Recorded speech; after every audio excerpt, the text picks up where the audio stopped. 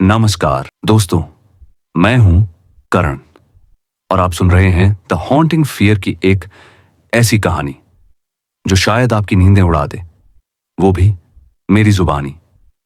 आज छोटी दिवाली मुर है, दिए जल रहे हैं, घरों में रोशनी है, मिठाइयों की खुशबू हवा में घुली हुई है और मुझे यकीन है आप सब ने अपने घरों की साफ सफाई पूरी कर ली होगी। लेकिन एक सवाल है, क्या आपने मासियाली अपने मन की सफाई सास की? हल्की हंसी। अब आप सोच रहे होंगे, ये क्या बात हुई? मन की सफाई भला कैसे होगी? हमारा मन तो साफ ही है। हाँ, मैं मानता हूं आपका मन साफ होगा, लेकिन क्या आपके आसपास रहने वालों का मन भी उतना ही साफ है? क्या आप जानते हैं कि आपके आसपास कौन सा चेहरा मुस्कान की आड़ में जर छिपाए बैठा है? क्योंकि आज का जमाना बदल चुका है दोस्तों। पहले जब लोगों के बीच दुश्मनी होती थी तो वो सामने आकर लड़ लेते थे, शब्दों से, हाथों से या फिर तलवार से। लेकिन अब लोग ज़्वार मुस्कुराते हुए वार करते हैं। आपके सामने प्यार जताते हैं, पीछे से आपके लिए प्रात पर काला धागा, राख, नींबू और लहू माश लेकर बैठे होते हैं।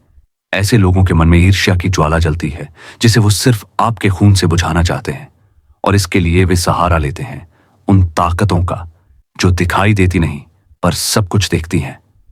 जादू टोना, किया कराया, मारण क्रिया, वशीकरण, काला जादू और तांत्रिक क्रियाएं, ऐसी शक्तियां जो दीपावली जैसे समय पर सबसे ज्यादा सक्रिय होती हैं। आप सोचते हैं, अरे मिठाई है, दिवाली की खुशियां हैं, किसी ने प्यार से दी है, खा लेते हैं। पर अब वो जमाना नहीं रहा दोस्तों। आज किसी की मुस्कान में भी आज शाप छिपा होता है। कभी कभी तो ऐसा भी होता है कि आपको कुछ खिलाया गया आज और असर होता है 1 महीने बाद। आपको पता भी नहीं चलेगा कि वो जो लड्डू आपने दिवाली पर खाया था वही अब आपकी जान ले रहा है धीरे धीरे। इसलिए मैं फिर कह रहा हूं, सावधान रहो। किसी का दिया हुआ कुछ मत खाना, क्योंकि हर मिठाई, हर दिया, हर हैप्पी दिवाली के पीछे हर बार दुआ नहीं होती, कभी कभी श्राप होता है। और अगर आपको लगता है कि मैं बढ़ा चढ़ाकर बोल रहा हूं तो जरा अरुणा नौन की कहानी सुन लो, वो भी सूसी की जुबानी। क्योंकि इस बार जो दीप जले थे उनकी लौ में किसी और प्रकाश नहीं, किसी की आत्मा की चीख छिपी थी। नमस्कार दोस्तों, मेरा नाम अरुणा है और मैं उत्तर प्रदेश के एक छोटे से गांव आलमपुर की रहने वाली हूं। आज मैं जो बताने जा रही हूं वो कोई साधारण कहानी नहीं है, वो एक चेतावनी है, एक ऐसी गलती की जिसकी कीमत मैंने अपनी जिंदगी से चुकाई। जैसा कि आपने इंट्रो में करण भाई से सुना, कभी कभी बुराई इंसान के अंदर नहीं, उसके आसपास की हवा में होती है, और वही मेरे साथ भी हुआ था। यह बात तब की है जब मेरा रिश्ता परेश बारक के साथ तय हुआ था। हम दोनों ने कॉलेज साथ किया था। मैं शहर की थी, किताबों में, सपनों में खोई रहने वाली, और वो एक सीधा साधा गांव का लड़का जिसकी आंखों में सच्चाई और बातों में अपनापन था। परेश अक्सर अपने गांव की बातें सुनाता था। वो कहता, हमारे यहां जब किसी की मौत होने वाली होती है ना, तो उसके घर के दरवाजे पर 3 दिन पहले एक काला पुतला से इन रखा मिलता है। पहली बार जब मैंने सुना तो हंसी आ गई, पर परेश के चेहरे पर वो सन्नाटा, वो हर दर की झलका सा देखकर मेरी हंसी रुक गई। वो बोला, अरुणा, वो पुतला कोई साधारण चीज नहीं होता। वो ऐसे बना होता है जैसे किसी इंसान की परछाई मिट्टी में कैद कर दी गई हो। कभी जवान आदमी का रूप ले लेता है, कभी किसी बूढ़े का, और जिस जैसा दिखता है 3 दिन बाद उसकी मौत तय होती है। गांव के लोगों ने 1000 कोशिशें की, पंडितों से लेकर तांत्रिकों तक, लेकिन जिसने भी पमाडूस पुतले के बारे में पूछा, अगले ही हफ्ते वो खुद पुतला बन गया। कहते हैं उसके घर की चौखट पर वही काली मिट्टी, वही लाल टीका और वही डर लौट आता है। 15 साल से यह सिलसिला ऐसे ही चल रहा था। लोग गांव छोड़कर भागने लगे, और जो नहीं भाग सके वे बस मौत का इंतजार मत करने लगे। कहा जाता है कि यह सब होता है अमावस्या से 3 दिन पहले, जब चांद पूरी तरह गुम हो जाता है और गांव की हवा में त्राक, धुआं और डर पौने घुल जाता है। जिसके भी घर वो पुतला मिलता है, 3 दिन बाद उसकी लाश गांव के बाहर पुराने पीपल के पेड़ मांस के नीचे मिलती है। हर लाश के माथे पर लगा होता है एक लाल टीका, जैसे किसी ने उसकी आत्मा पर मोहर लगा दी हो। लोग कहते हैं वो किसी काली शक्ति की निशानी है जो उसे उठा कर ले जाती है। परेश अक्सर ये बातें बताता था, पर मैंने कभी उसे गंभीरता से नहीं लिया। मुझे लगता था अरे गांव की बातें हैं, अंधविश्वास है। पर मैंने नहीं जाना था कि कभी कभी अंधविश्वास ही सच्चाई का दूसरा नाम होता है। हमारी शादी हो गई। मैं दुल्हन बनकर परेश के घर आई। ढोल नगाड़ों की आवाज, दिए की रोशनी और चेहरे पर खुशियां। मगर जैसे ही मैंने फिरौते पर इस गांव की चौखट मैस पार की, एक ठंडी हवा मेरे कानों से गुजरी और किसी ने जैसे फुसफुसाया, 3 दिन, बस 3 दिन। उस वक्त मैं हंसी थी, पर अब जब पीछे मुड़कर देखती हूं तो वो कोई हवा नहीं थी, वो मेरी आने वाली मौत की आहट पर ताश थी। जब हमारी शादी हुई तो परेश ने कहा था, बस कुछ दिन रुककर मैं तुम्हें यहां से दूर ले जाऊंगा, ताकि इन सब काली बातों की परछाई भी तुम पर ना पड़े। उस वक्त उसकी आंखों में सच्चाई थी, पर किसे पता था कि हंसा सिप क्या नियति ने कुछ और ही लिखा था। कभी कभी किस्मत भी अजीब खेल खेलती है, जिससे बचने की कोशिश करो वही तुम्हें घेर लेती है। शादी की रस्में पूरी हो चुकी थीं, दिए बुझ चुके थे, ढोल की थाप धीमी हो रही थी। हम जाने की तैयारी कर रहे थे, तभी सुबह सुबह पसार परेश के पापा खेत से लौटते हुए गिर पड़े। उनका पैर बुरी तरह टूट गया था और यूं हमारी रवानगी टल गई। परेश अपने पापा का इकलौता बेटा था। मां, पापा और एक बुआ, यही उसका छोटा सा परिवार था। पर उस घर में एक अजीब सी खामोशी आन थी, जैसे दीवारें खुद कोई रहस्य छिपा रही हों। गांव के लोग बताते थे, परेश की बुआ पार्वती वो पहले बहुत अच्छी थी, पर जब उसके पिताजी की मौत हुई, उसे 3 दिन पहले उनके दरवाजे पर भी वो उसका काला पुतला प्रश्नोत्तर रखा मिला था। उस रात पार्वती अचानक कहीं चली गई थी। लोगों ने सोचा शायद तबीयत खराब है, पर जब वो लौटी तो वो मैं पागल हो चुकी थी। चीख रही थी, चिल्ला रही थी, कह रही थी वो ले गया उन्हें, वो काला चेहरा, वो लाल आंखें। उस रात ही परेश के दादा की मौत हो गई। कहते हैं तब से पार्वती की हंसी हवा में गुम हो गई। अब वो बिखरे बालों में, फटे कपड़ों में गांव की गलियों में भटकती थी, कभी हंसती, कभी रोती, कभी दीवारों से बातें करती। लोग अब उसे देखकर रास्ता बदल लेते थे। जो पहले सबकी दुआ थी, अब सबके लिए अभिशाप बन गई थी। जब मैं पहली बार उससे मिली, वो मुझे देखकर जोर जोर से रोने लगी। उसके कांपते हाथ हवा में इशारा कर रहे थे, मानो किसी अदृश्य चीज को हटाना चाह रही हो। उसकी आंखों में डर नहीं, चीखें थीं। मैं घबरा गई। परेश की मां ने गुस्से में कहा, नई बहू घर आई है और तू फिर वही मनहूस हरकतें शुरू। जा, निकल यहां से। उन्होंने पार्वती को धक्का देकर बाहर कर दिया।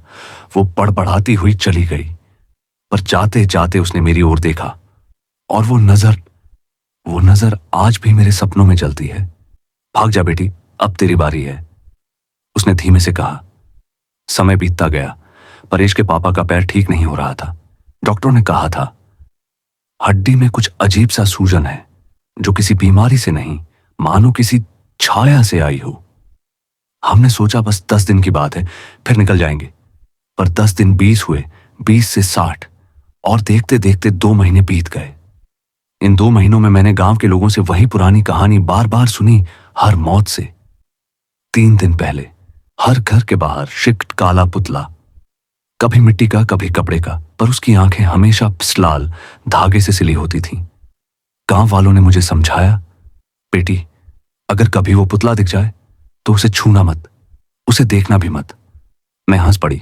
मुझे लगा ये सब अंधविश्वास है, कोई मजाक करता होगा, मैंने सोचा। डर फैलाने के लिए किसी के दरवाजे पर पुतला रख देता होगा। काश उस वक्त मुझे एहसास होता कि वो पुतला कोई मजाक नहीं था, वो था मौत का बुलावा। और फिर एक रात जब हवा बिल्कुल थम गई थी, पीपल का पेड़ सरसराने से भी डर रहा था, तभी मैंने देखा हमारे दरवाजे पर कुछ काला, कुछ भीगा हुआ, कुछ हाथ सामान ने स्पम रखा था। वो काला पुतला वो था। परेश के पिता की तबीयत दिन ब दिन बिगड़ती जा रही थी। पैर टूटने का दर्द तो था ही, अब तो उनके पूरे शरीर में अजीब सी थकान और कमजोरी बसने लगी थी। डॉक्टरों की दवाइयां भी मानो असर छोड़ चुकी थीं। हर दवा का साइड इफेक्ट उनके जिस्म से जिंदगी को धीरे धीरे निचोड़ रहा था। घर का माहौल भारी था, हर चेहरा परेशान, हर सांस में डर। फिर भी मैं कोशिश करती कि माहौल में थोड़ी सी रोशनी बनी रहे। बुआ पार्वती अक्सर उनके पास बैठी रहती थी। परेश की मां को यह बिल्कुल पसंद नहीं था। वो कहती, तू फिर से मनहूसियत फैलाने लगी है, जा निकल यहां से, और बुआ को धक्के से भगा देती। मगर मुझे बुआ पर दया आती थी। उनकी आंखों में जो अकेलापन था वो मुझे खींच लेता था। धीरे धीरे मैं उनसे घुलने मिलने लगी। उन्हें समय पर खाना देना, नहलाना, उनके उलझे बालों को संवारना, इन सब से मानो उनका टूट चुका दिल थोड़ा संभलने लगा था। वे मुझसे अब बच्चों की तरह से लगाव रखने लगी थी। जब मैं घर के काम करती, वो मेरे पीछे पीछे चलती। कभी कभी हल्की हंसी हंस देती और उस हंसी में ऐसा लगता जैसे किसी पुराने सन्नाटे में जीवन की हल्की झिलमिलाहट लौट आई हो। दिन बीत रहे थे। एक शाम परेश पास के ही गांव में अपने दोस्त की शादी में गया था। रात गहरी थी, गांव पूरी तरह शांत। उस रात मैं अपने कमरे में थी, सास और बुआ पार्वती के साथ। नींद कब आई पता नहीं चला। रात के बीचों बीच मेरी नींद खुली। थोड़ी बेचैनी महसूस हुई। टॉयलेट जाना था। गांव में से एक अजीब सी परंपरा थी, रात को कोई भी न भामा अकेला बाहर नहीं जाता था। कहते हैं रात के सन्नाटे में पुट लापा कुछ चीजें जागती हैं जो अकेले चलने वालों के साथ चल पड़ती हैं। शादी के वक्त ही सासू मां ने मुझसे कहा था, रात में कभी अकेले बाहर मत जाना, चाहे कोई कितना भी जरूरी काम क्यों ना हो। और परेश ने भी यही कहा था, अगर जाना पड़े तो मुझे उठा देना, मैं साथ चलूंगा। लेकिन उस रात वो घर पर नहीं था। मैंने चारों तरफ देखा। सास गहरी नींद में थी, बुआ भी करवट लेकर सोई थी। किसी को उठाऊं तो बेचारा परेशान होगा, सोचकर मैं अकेले ही उठ गई। बाहर निकली। हवा में एक थोड़ी ठंडक और अजीब गंधन घुली थी। सारे घर की लाइटें बुझी थीं। सिर्फ दूर कहीं कुत्तों के भौंकने की आवाजें थीं, लंबी, खींची हुई, मानो किसी अदृश्य परछाई को देख रही हूं। मैंने खुद को संभाला और बाथरूम की ओर बढ़ी। हर कदम के साथ ऐसा लग रहा था जैसे जमीन के नीचे कुछ करा रहा हो। और तभी मेरी नजर पणसांगन के दरवाजे पर पड़ी। वहां कोई खड़ा था, एक आदमी, काले साए जैसा, स्थिर, एकदम चुप, सिर झुका हुआ, मगर उसकी तप्पा लाल आंखें अंधेरे में चमक रही थी, मानो अंगारों में किसी की आत्मा जल रही हो। मैं ठिठक गई। पहले सोचा शायद कोई चोर है। गला साफ किया और जोर से बोली, कौन है वहां, क्या कर रहे हो? वो कुछ नहीं बोला, बस उसी तरह खड़ा रहा। मेरा दिल तेज धड़कने लगा। मैंने फिर आवाज लगाई, सुनाई नहीं देता क्या? लेकिन इस बार भी कोई जवाब नहीं आया, सिर्फ हवा का हल्का झोंका और दूर कहीं उल्लू की आवाज। मैं डर तो गई थी, मगर अपने आप को समझाया शायद कोई मजदूर होगा या गांव का कोई आदमी। जल्दी से बाथरूम गई और लौटने लगी। जैसे ही मैंने नजर उठाई, वो आदमी अब वहीं खड़ा था, ठीक उसी जगह, ठीक उसी अंदाज में। अब उसके शरीर से एक हल्की सी भाप सी उठ रही थी, जैसे वो इंसान नहीं, कोई मैं छाया में हो जो सांसें ले रही हूं। मेरे पैरों ने साथ छोड़ दिया, सांसें रुक सी गईं। दिमाग बोला, भाग जा, पर दिल बोला, देख ये कौन है? मैंने कुछ कदम आगे बढ़ाए और तभी वो हल्का सा मुस्कुराया। वो मुस्कान इंसान की नहीं थी। उस रात मुझे एक बात की तसल्ली थी, वो आदमी अंदर नहीं आ सकता। परेश के घर के चारों ओर ऊंची चारदीवारी थी, जिसके ऊपर नुकीले कांच और कांटेदार तार लगे थे। ऊपर चांद की हल्की रोशनी उन कांच के टुकड़ों से टकराकर ऐसे चमक रही थी मानो दीवार के ऊपर सैकड़ों आंखें झपक रही हों। सामने लगा बड़ा लोहे का गेट अंदर से बंद था। उस पर भारी भरकम ताला झूल रहा था। किसी भी इंसान का अंदर आ पाना लगभग नामुमकिन था। इसी सोच से मुझे थोड़ी राहत मिली। मैं मुड़ी और कमरे की ओर बढ़ने लगी, लेकिन तभी एक अजीब भयावह आवाज गूंजी, जैसे कोई जानवर चिल्ला रहा हो या कोई इंसान अपनी सांसों को दहाड़ में बदल रहा हो। आवाज गेट की दिशा से आई थी। मेरे कदम वहीं जम गए, गले से आवाज तक नहीं निकली। धीरे धीरे धड़कनों को थामे मैंने पीछे मुड़कर देखा। वही आदमी ठीक वहीं खड़ा था। अंधेरे में उसकी लाल आंखें फिर से जल उठी थीं, जैसे अंगार किसी काले कुहासे में छिपे हों। अब मेरी रूह कांप उठी। मन में सवाल गूंजने लगा, ये कौन है और क्यों नहीं जा रहा? कुछ पल के लिए सन्नाटा पसरा रहा। मैंने चारों तरफ देखा, ना कोई हलचल, ना कोई आहट।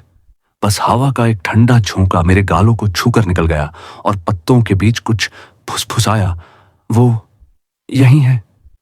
मैं गेट की ओर देखती हुई वापस मुड़ी, पर इस बार वो गेट के अंदर था। मेरा दिल जैसे सीने से बाहर निकल आने को था। ये अंदर कैसे आ गया? गेट तो ताले से बंद था, ऊपर कांच और तार थे। फिर वो अंदर कैसे आया? मैं कुछ समझ पाती इससे पहले वो धीरे धीरे मेरी तरफ बढ़ने लगा। हर कदम के साथ उसका कद बढ़ता जा रहा था। पहले साधारण, फिर दरवाजे से ऊंचा, फिर दीवार जितना। उसकी परछाई दीवारों पर फैलती जा रही थी। लाल आंखें अब पास आ रही थीं, इतनी पास कि मुझे लगा अगर सांस ली तो वो सुन लेगा। मेरे होंठ कांपने लगे।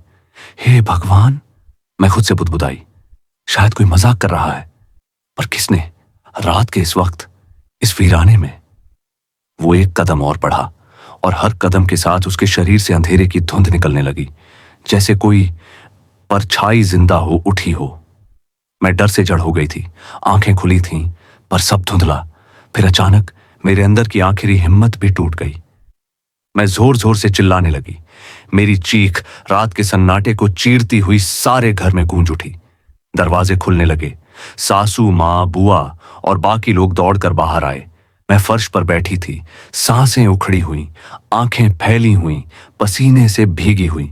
सासू माँ ने कांपती आवाज में पूछा, क्या हुआ बेटा? मैंने चारों तरफ देखा, पर वो आदमी कहीं नहीं था। गेट खुला नहीं था, ताला जिसका तस झूल रहा था। चारदीवारी के ऊपर वहीं चमकते कांच के टुकड़े थे, लेकिन अब हवा में एक और चीज थी,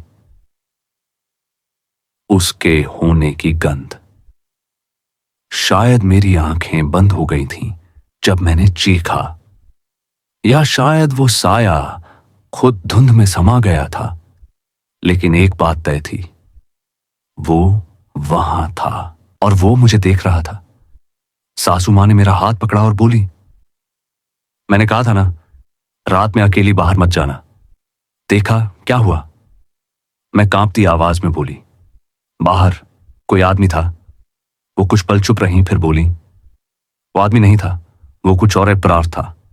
रात की वह भयावह घटना जैसे किसी अधूरी सांस की तरह मेरे भीतर अटक गई थी।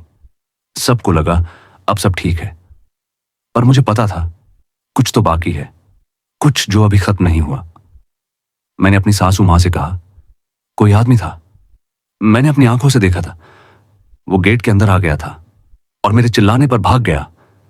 उन्होंने धीरे से मुस्कुराने की कोशिश की, पर उनके चेहरे पर डर की हल्की परछाई फिसल गई। फिर बोली, अरे बेटा, कोई नहीं था, चलो अब सो जाओ। मैं कुछ कहती उससे पहले बुआ सास पार्वती अचानक जोर से चिल्लाने लगी। उनकी आवाज फटी हुई, कांपती हुई, कोई नहीं बचेगा, कोई नहीं बचेगा। वो बार बार यही शब्द दोहराने लगी। आंखें फटी हुई, होंठ सूखे हुए, जैसे उन्होंने बहुत था वही साया वो फिर से देख लिया हो। सासू मां ने झल्लाकर उन्हें डांट दिया, अब बस भी करो, नई बहू को डराना बंद करो। बुआ सास सहम गई, धीरे धीरे सिमटकर कोने में बैठ गईं। उनके होंठ अब भी कांप रहे थे, मानो वो कुछ कहना चाहती हों, पर उनके शब्द अब हवा में घुल चुके थे। थोड़ी देर में सब फिर से सो गए, पर मेरी आंखों से नींद गायब थी। मैं बार बार सोचती रही, अगर वो चोर था तो इतनी ऊंची चारदीवारी कैसे कूद गया? और उसकी आंखें लाल क्यों थीं? हर कदम पर उसका कद क्यों बढ़ रहा था? ये सवाल मेरी नसों में दौड़ते रहे। मैं खुद को समझाने लगी, शायद मेरा भ्रम था, हां यही सही है। लेकिन दिल जानता था वो भ्रम नहीं था, वो हकीकत तमाम थी। मैंने आंखें बंद की और आखिरकार नींद ने मुझे अपनी गोद में खींच लिया। रात धीरे धीरे फिसलती रही और कहीं दूर मुर्गे की पहली बांग गूंजी। सुबह के करीब 5:30 दिन हुए थे जब मेरी नींद खुली। आकाश धूसर था, हवा में ओस की नमी और किसी अजीब गंध की परत थी, कुछ ऐसी जो धुएं और सड़े मांस जैसी लग रही थी। सासू माँ और बुआ सास अब भी सो रही थी। मुझे नींद नहीं आ रही थी तो सोचा चलो आंगन में झाड़ू लगा दूं, शायद काम करने से मन हल्का हो जाए। मैं धीरे से कमरे से बाहर निकली। रात की बातें याद आते ही दिल की धड़कनें तेज होने लगी, पर खुद को समझाया अब तो दिन निकल आया है, डर किस बात का। मैं बरामदे की ओर बढ़ी और जैसे ही मैंने बाहर कदम रखा मेरी नजर दरवाजे पर पड़ी और वहीं मेरे पैरों के नीचे जमीन जैसे जम गई। दरवाजे के ठीक सामने एक उस काले कपड़े का पुतला फेंक रखा था। वो छोटा था लेकिन उसकी शक्ल मानो किसी ने नफरत से गूंथी हो। कपड़ा सिला नहीं गया था बल्कि टांका गया था, जैसे किसी ने जल्दी में किसी इंसान की शक्ल बनाने की कोशिश की हो। उसके सिर पर राख और नींबू का टुकड़ा चिपका हुआ था। आंखों की जगह दो लाल धागों के गोले थे जो हवा के झोंके से धीरे धीरे हिल रहे थे। मेरा दिल धक धक करने लगा। रात का वो आदमी, उसकी लाल आंखें और ये पुतला, सब कुछ एक साथ मेरे दिमाग में घूम गया। गांव वालों की बातें याद आने लगी। जिस घर के बाहर वो काला पुतला रखा जाता है वहां मौत जरूर आती है। मेरे होंठ सूख गए। मैं धीरे से झुककर उस पुतले को उठाने लगी, पर तभी जैसे किसी ने मेरे कान के पास फुसफुसाया, छूना मत। मैं चौंक गई। चारों ओर देखा, कोई नहीं था। सन्नाटा इतना गहरा था कि मेरी सांसों की आवाज तक गूंज रही थी। लेकिन अब डर की जगह एक गुस्सा मुझ में जाग उठा। शायद वही आदमी होगा जो रात को आया था और ये सब करके गांव में डर फैला रहा है। मैंने पुतला उठा लिया। काले कपड़े के अंदर कुछ था, भारी, नुकीला, जैसे कोई हड्डी का टुकड़ा। मेरे हाथ कांप उठे। मेरी आंखें फैल गईं क्योंकि उस कपड़े के नीचे से खून का धब्बा तो झलक रहा था। और उसी पल घर के अंदर से किसी के रोने की आवाज आई। धीरे धीरे बुआ सास की वो डरावनी सिसकियां। मैंने कहा था ना, कोई नहीं बचेगा। मैंने पुतले को देखा तो गुस्से की सीमाएं टूट गईं। उस काले कपड़े की टंगी हुई शक्ल, टूटे पैर से झूलती चिथड़ियां और उन लाल धागों सी आंखें, सबने मेरे अंदर की आग को जगाया। सोचा नहीं, बस उठाकर गेट खोलकर बाहर फेंक दिया। हवा में उसकी सूरत कुछ पल के लिए लहराई, मानो पत्तों में कोई जिंदा परछाई पसर रही हो। और मैं चिल्लाई, किसने डाला है यह बदनामी? किसने हमारे घर पर मौत की हंसी बोई है? मैं गुस्से में डंडा उठाकर पुतले पर बरस पड़ी, बार बार, तेजी से, जैसे हर वार से मैं उस डर को मिटा डाल सकती हूं। मेरे चिल्लाने पर घर के सभी लोग बाहर आ गए, पर उनके चेहरों पर भय और हैरानी की एक साथ परत जम चुकी थी। बुआ पार्वती चीख चीख कर कहने लगी, नहीं नहीं, तुम्हें नहीं छूना चाहिए था। अब 3 दिन बाकी हैं, कोई नहीं बचेगा। उस शब्द ने मेरे भीतर ही रोम रोम को काट दिया, पर मैं मानने को तैयार नहीं थी। मैं चिल्लाई, उसका पुतला तोड़ फोड़ कर और जोर लगाकर पीटती रही, जैसे हर वार किसी पुरानी कहानी को उलट देगा। मगर मेरी सास ने मुझे रोककर डांटा, इतनी हरकत कैसी, क्या समझकर कर रही हो? और उसने डंडा छीन लिया।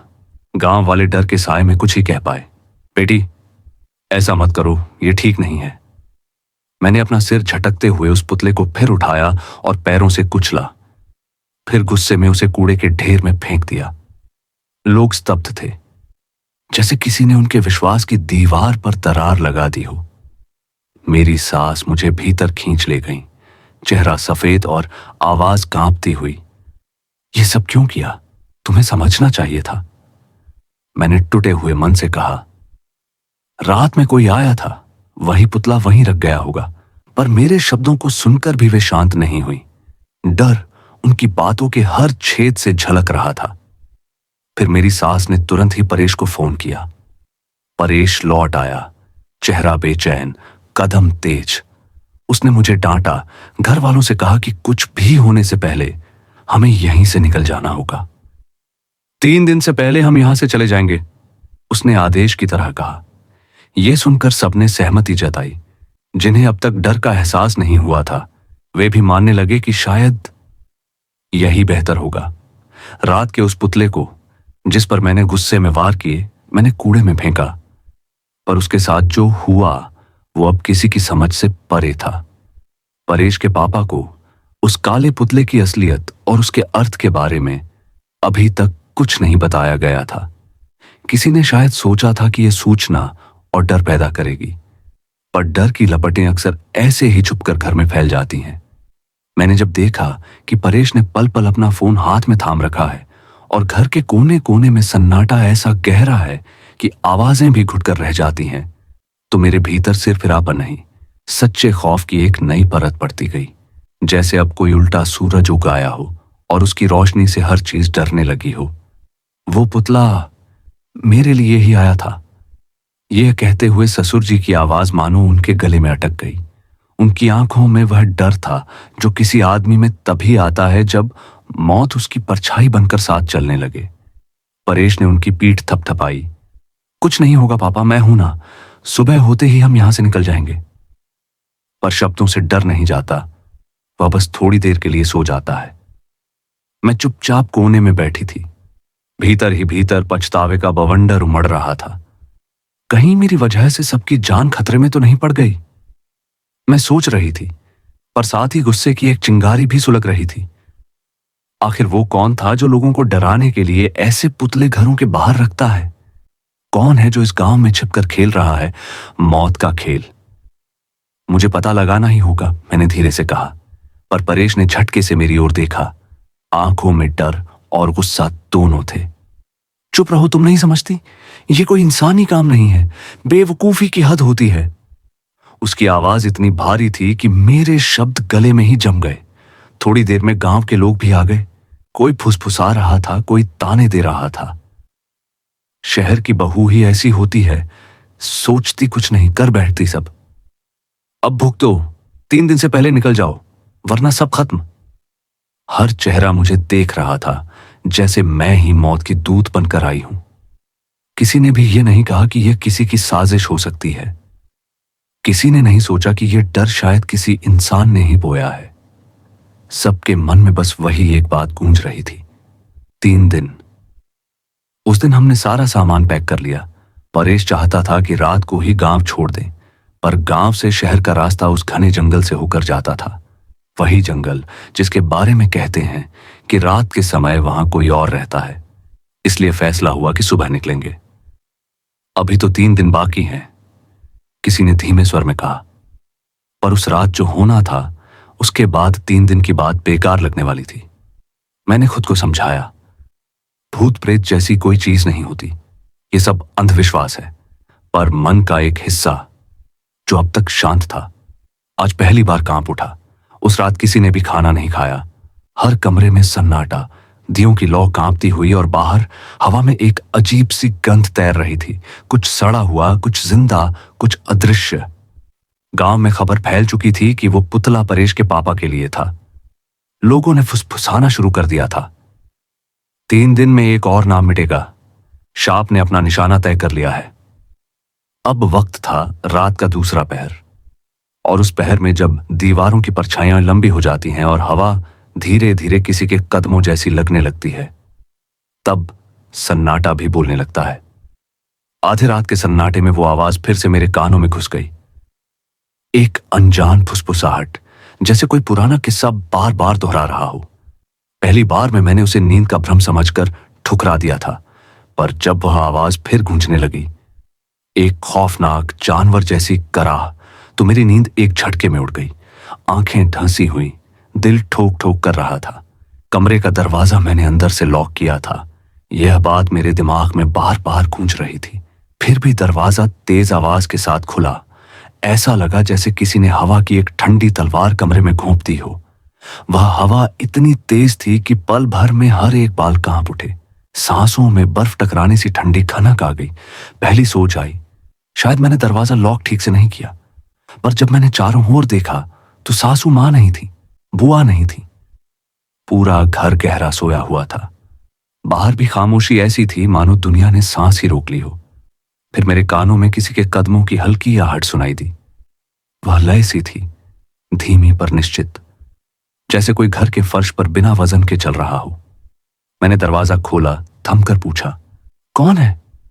कोई जवाब नहीं मिला, पर कदम बढ़ते रहे और वे कदम मेरे कमरे की ओर ही आ रहे थे। मैं सोचने लगी, शायद कोई सुबह का काम निपटाने आई होगी, पर इस रात की ठंडक और उस आवाज की टोन कुछ और ही बता रही थी। मैं धीरे धीरे आगे बढ़ी। हर कदम पर मेरी हृदय गति तेज होती जा रही थी और शरीर की हर नस मानो चेतावनी दे रही थी, पीछे हट जाओ। तभी मेरी नजर दरवाजे के पास पड़ी। वही काला पुतला जो सुबह आंगन में पड़ा था, अब मेरे कमरे के करीब रखा था। पर यह वही छोटा सा पुतला नहीं था। उसकी शक्ल और नजाकत ऐसी थी कि रूह कांप उठे। इस बार उसकी आकार रचना स्त्री की लग रही थी। कपड़ा फटा फटा, पर किसी ने बड़े ध्यान से सेलिया सा चेहरा बनाया था। उसके सिर पर किसी ने घिसी पीटी साड़ी बांधी थी। आंखों की जगह 2 लाल धागे की गोलियां टंगी थीं और अब वे धागे अजीब चमक से झिलमिला रहे थे, मानो किसी ने उनकी अंदर की आग जला दी हो। मैंने एक कदम आगे बढ़कर उसे उठाने की कोशिश की। गुस्सा भी उठ रहा था कि कौन इतनी घटिया हरकत कर रहा है, पर उस पल जैसे किसी ने बिजली का झटका दे दिया हो। दोनों लाल आंखों में की एक बार शानदार चमक ने सीधे मेरी रूह तक दस्तक दी। पुतला हल्का सा हिल गया और फिर सही मायने में खस्म खड़ा हो गया। पहले वह केवल वस्तु था, अब उसकी हरकतें जीवित हो गई थीं। वो धीरे धीरे मेरे तरफ बढ़ा। उसका चलना मानो मिट्टी और छाया दोनों का मिला जुला था। कदमों की आहट नहीं थी, पर उसकी उपस्थिति हर तरफ फैल रही थी। उसका कद जो पहले छोटा था, धीरे धीरे मानो बढ़ने लगा, जैसे दीवारें उसके लिए जगह छोड़ रही हों। उसके होंठ नहीं थे, पर फिर भी मुझे ऐसा लगा कि वह मुस्कुरा रहा है, और वह मुस्कान इंसानी नहीं थी। वह पुरानी, भूखी और जिज्ञासु थी। मेरी सांस रुक सी गई, गला सूख गया। मैं चीखना चाहती थी, पर आवाज कहीं खो गई थी। कदम कदम पर वह पास आता गया और कमरे की रोशनी उसकी सिलहूट के चारों तरफ से उड़ने लगी, मानो अंधेरे की खुशी अपना घेरा कस रहे हों। उसने एक कदम बढ़ाया और उसी पल मेरी त्वचा पर ठंडी परत ने दस्तक दी। कमरे की दीवारें भी जैसे सन्नाटे में फड़क उठी। मैं पीछे हुई, पर पीछे का दरवाजा बंद था, बर्स्ट की तरह एकदम बंद, और आगे का रास्ता अब उसके लिए खुला था। उस रात मेरे होंठों से सिर्फ एक शब्द निकला, एक प्रार्थना भी नहीं, बल्कि एक एहसास, यह हो नहीं सकता। पर वह बढ़ता रहा। उसकी लाल आंखों की चमक अब मेरे हाथों की रगों में बैठ रही थी, और जब वह एक कदम और बढ़ा तो मैंने महसूस किया कि मेरे चारों ओर की हवा किसी और की सुलझी हुई कहानियों की रवानी से भर गई है, और उन कहानियों का हीरो अब मेरे सामने था। वो दृश्य मेरी रूह तक को जकड़ गया था। सामने वही काला पुतला था, पर अब वह एक निर्जीव वस्तु नहीं रहा। जैसे जैसे वो मेरी तरफ बढ़ने लगा, उसका शरीर फैलने लगा, उसकी ऊंचाई बढ़ने लगी, बिल्कुल वैसे ही जैसे कल रात उस आदमी का कद बढ़ रहा था। पहले वह घुटनों तक था, फिर दरवाजे तक पहुंचा, और कुछ ही पलों में उसकी परछाई छत से टकराने लगी। अब वो सिर्फ पुतला नहीं था, वो किसी अदृश्य शक्ति का जीवित रूपांश बन चुका था। उसकी आंखों में वही रक्त जैसी लाल चमक थी जो अंधेरे में छुरी की तरह चमक रही थी। उसके हर कदम के साथ कमरे की हवा भारी होती जा रही थी। ऐसा लग रहा था कि हर सांस किसी बर्फ के टुकड़े को निगल रही हो। मैंने डर से चीखने की कोशिश की, पर आवाज गले में ही जम गई। कांपते हुए मैंने पीछे मुड़कर देखा। परेश बगल में गहरी नींद में सो रहा था। परेश, परेश उठो। मैंने उसके कंधे को झकझोरा, पर वो नहीं हिला। मैंने उसे जोर से हिलाया, उसकी आंखों के पास हाथ रखा, पर वो सांस तो ले रहा था, पर जैसे किसी अदृश्य नींद के जाल मैले चाडालाल में फंसा हुआ हो। हर बार जब मैं हिलाती, उसका चेहरा और ज्यादा निढाल होता जाता। मेरे दिल में भय की एक नई लहर उठी। क्या ये वही श्राप है जिसके बारे में गांव वाले कहते थे? क्या किसी ने पूरे घर पर तंत्र डाल दिया है? अचानक मेरे कमरे की दीवारों से वही घर घर आती आवाज आने लगी, जैसे कोई जानवर गले से गुस्से में गुर्रा रहा हो। और तभी मैंने देखा, वो पुतला अब बिल्कुल इंसान के आकार का हो गया था। उसके हाथ लंबे और मुड़े हुए, जैसे किसी पेड़ की सूखी शाखें, और हर सांस के साथ उसका शरीर हिलता था, जैसे किसी ने भीतर से उसे सांस दी हो। उसकी लाल आंखें अब मुझ पर टिकी थीं। मैं पीछे हटी, पर दरवाजे के पास वहीं खड़ा था। अब न बाहर जा सकती थी, न चीख सकती थी। मैंने कमरे में इधर उधर भागना शुरू किया। हर बार जब मैं एक कोने में जाती, वह अगले ही पल मेरे सामने प्रकट हो जाता। जैसे वो चलता नहीं था, बल्कि मन पास हवा को चीरता हुआ अकेले मेरे चारों ओर घूम रहा था। उसकी हर हरकत के साथ कमरे की चीजें कांपने लगीं। दीवार पर टंगी फोटो गिर गई, दिया बुझ गया और हवा में हल्की सी राख की गंध फैल गई। अब मेरी सांसें टूटने लगी थीं। मैंने भागकर एक कोने में जाकर अपने शरीर को दीवार से चिपका लिया और कांपते हुए आंखें बंद कर लीं। लेकिन आंखें बंद करते ही एक ठंडा सड़ा हुआ एहसास मेरे गाल को छू गया। वो पुतला अब मेरे बिल्कुल पास था। उसकी सांसों में मिट्टी, धूल और मौत की गंध थी। मैंने डर से आंखें खोली। उसकी लाल आंखें अब मेरी आंखों के ठीक सामने थीं। उस पर मुझे एहसास हुआ सी शासित वो पुतला मेरे लिए ही आया था। सुबह जिस गुस्से में मैंने उस पुतले को मारा, वो उसी श्राप का हिस्सा था जो अब अपना बदला लेने आया था। अब न बचने की जगह थी, न पुकारने का रास्ता। सिर्फ एक एहसास था कि इस घर की रात अब मेरी आखिरी रात होने वाली थी।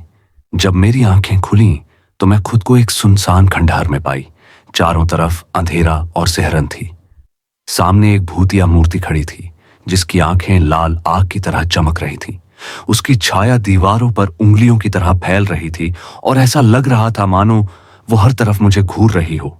मूर्ति के ठीक सामने एक औरत बैठी थी। उसकी पीठ मेरी तरफ थी। उसका शरीर पूरी तरह से काला था, कोयले जैसी गाढ़ी परत में लिपटा, और उसके हाथ बारीक हड्डियों जैसे झुक रहे थे। हवा में सड़ी हुई मांस की बदबू फैली हुई थी और हर सांस में मेरी रूह कांप रही थी।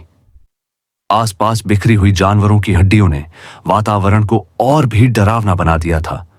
जैसे ही मैं डर और घबराहट में हिलने की कोशिश करने लगी, मेरे हाथ पांव जकड़ गए, जैसे किसी अदृश्य शक्ति ने मेरी नसों को बांध दिया हो।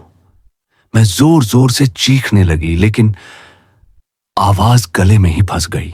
कौन है आप? मुझे जाने दीजिए। मेरी आवाज कांप रही थी और आंसू मेरी आंखों से बह रहे थे। तभी वह औरत धीरे धीरे मुड़ी और उसकी आंखों में एक ऐसा चमक दिखाई दी कि मेरी रूह तक सिहरन दौड़ गई। उसकी हंसी, हाँ हंसी, किसी भी जीवित मनुष्य की नहीं थी। वह हंसी एक साथ सैकड़ों आत्माओं की गूंज लग रही थी, जो मेरे कानों में चुभती हुई सी गुजर रही थी। उसका चेहरा बिल्कुल कोयले जैसा काला, नाक मुंह जैसे खून से तरबतर और आंखें लाल जलती हुई आग की तरह। उसकी हंसी के साथ ही उसके मुंह से खून टपकने लगा। हर बूंद खून की मेरे चारों तरफ हवा में फैल रही थी और मेरी आंखें जलने लगीं। मुझे लगा जैसे मैं किसी नरक में फंस गई हूं। हर कदम, हर धड़कन, हर सांस के साथ मेरे चारों ओर अजीबोगरीब डर फैल रहा था। और वही पुतला जो अब मेरे सामने खड़ा था, धीरे धीरे आकार बदल रहा था और उसकी आंखों की लाल चमक मेरे दिल में घुसकर मेरी रूह तक हिलाने लगी। मुझे लगा अब कोई बचाने वाला नहीं है।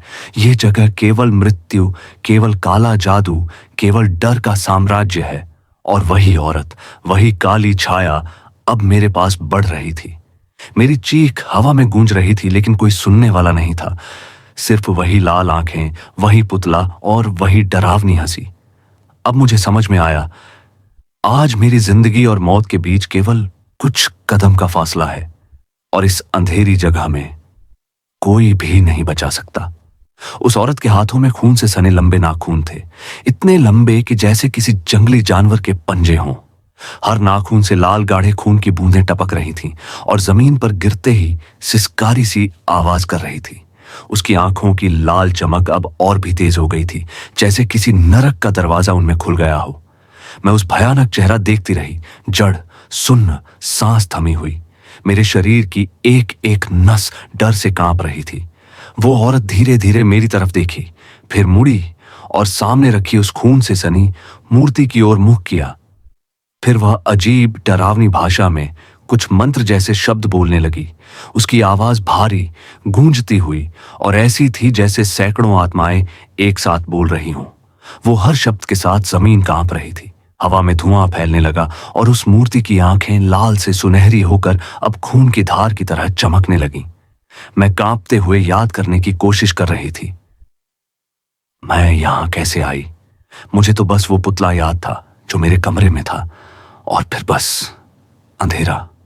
क्या वो मुझे उठा लाया था?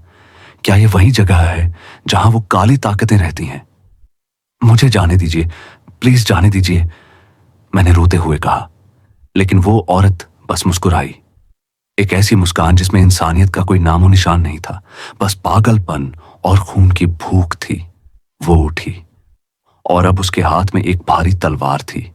उस तलवार से भी खून टपक रहा था, और जैसे ही उसने उसे उठाया, उसके चारों ओर एक काली लपट उठी। वो मेरी तरफ बढ़ने लगी।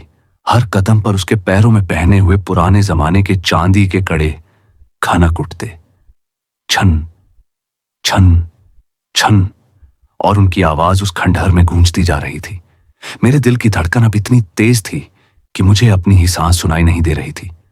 वो करीब आई, उसकी आंखें मेरी आंखों से मिली। उनमें ऐसा गुस्सा था जैसे कोई सदियों से दबी आत्मा बदला लेने लौटी हो। वो चीखते हुए बोली, तूने मेरा अपमान किया था ना?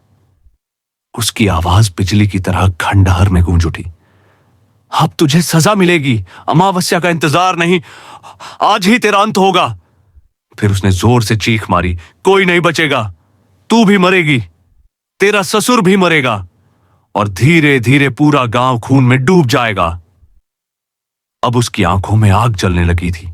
मैं डर के मारे जमीन पर घिसटने लगी, लेकिन तभी उसने अपनी तलवार उठाई और अजीब सी भाषा में फिर मंत्र चिल्लाने लगी, वो शब्द जो इंसान की समझ से परे थे।